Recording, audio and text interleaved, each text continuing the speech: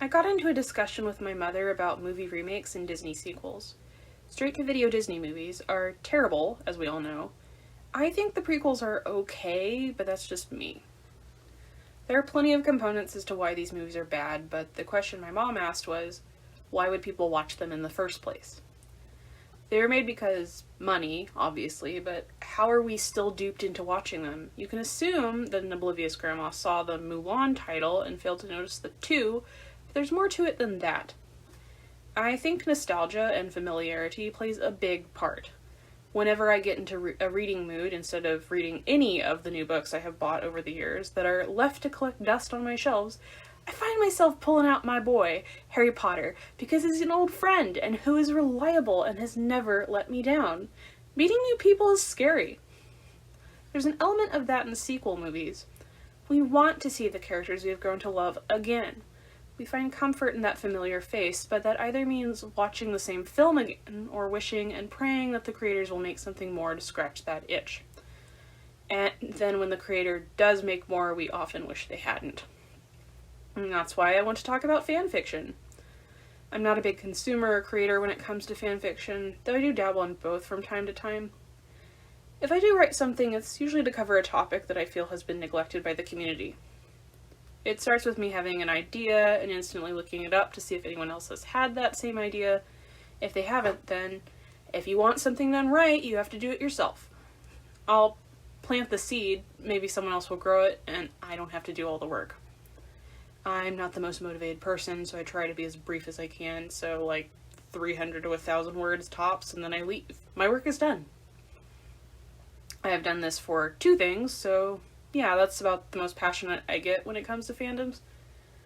That wasn't always the case, though. Back in the day, I used to be really big into a little book series called Redwall. Maybe you've heard about it.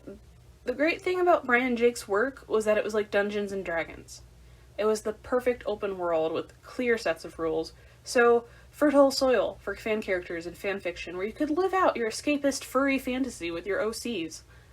It wasn't, however, very fertile for fanfiction about canon characters because their stories ended up wrapped nicely in a neat little bow, so there wasn't a lot of room for speculation in between. There were a couple of characters that you could what if about.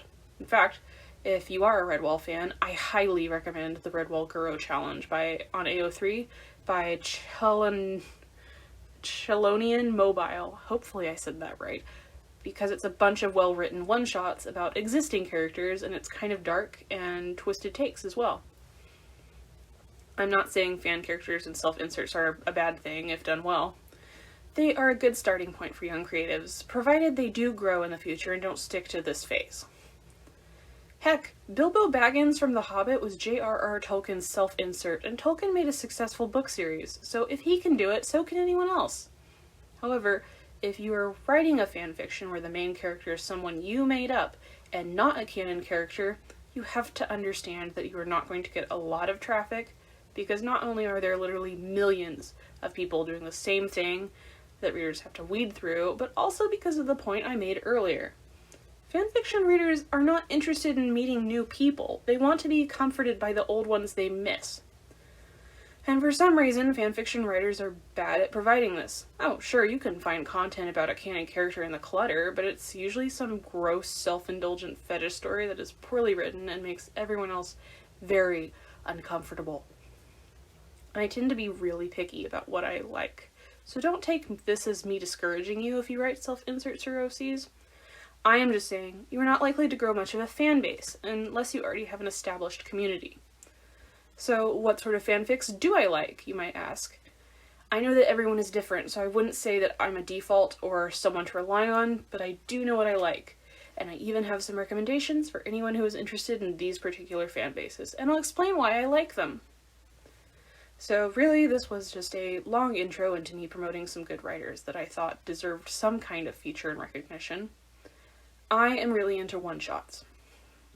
They are not a big commitment, they get to their point, and there's a risk if you are a fanfic writer and you decide to make several chapters, and that is that you run out of steam eventually and never conclude your story, which is understandable. So with one-shots, you're allowed to stop writing because you came to a conclusion already and you don't need to worry about leaving people hanging. Also, I'm really more of a fluff kind of person. I like to read something that has some conflict but remains pretty upbeat in the places it needs to be. So yeah, if I read a fanfiction about a ship I like, then I'm going to go for one-shots, and they're going to be something sweet and eye-bleachy. I also like the stuff that tries to do something new, so you'll notice that the fanfics I look for are the ones that go off canon to an extent. We already know that the canon story, so it's kind of boring to sort of get the same thing again in a fanfic. So let me tell you what I mean. I am not a fan of Who Framed Roger Rabbit. It has its milestones, and it did a lot for cinema, and I know people are really, really into it, but I just didn't enjoy the movie too much. It wasn't my thing.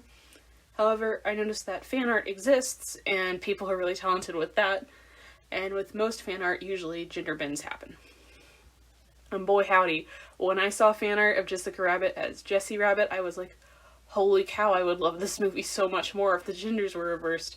So looked on fanfiction forums to see if anyone else had that thought, and they had. There's a really talented author called Callie Couture who wrote a finished series and a collection of one-shots about Jessie and Rhoda Rabbit, and I love them so much. I really stan this couple, much more than I ever could have the originals, and I appreciate that I had got something out of this fandom after all. There will, of course, be links to these fanfictions in my description, so if you're interested, feel free to go and read them yourselves. So, are there any Trekkies in my audience? If so, you'll be glad to know I have a little something for you. Once again, I was inspired to go looking for fanfiction due to spotting some fan art, and what do you know, my dreams came true. I saw a lot of Amanda and Sarek artwork floating around, and that's how I stumbled upon this glorious masterpiece by an AO3 user called Tomfoolery Prime. Between Now and Eternity is a full set of chapters, and I know I said I avoided those, but this one is finished. Truthfully speaking, there were several chapters I skimmed through because I'm a monster who gets overwhelmed and impatient, but don't think that's me criticizing anything. This is a good fanfic. The story is that Amanda and Sarek are on a sort of luxury spacecraft that ends up going in crisis mode, and they have to evacuate together in an escape pod, and then they end up on a different planet, and I think there's an aspect of time being kind of weird on this planet as well. Sorry, it's been a while. And they're forced to rough it and survive together. They did a great job covering how a Vulcan and a human would interact with one another, and you believe in the chemistry and love that adapts from their situation. They made a great team. Tomfoolery Prime has written more fanfictions about Amanda and Sarek, and though I haven't read them yet, I'm sure they are going to be just as equally good.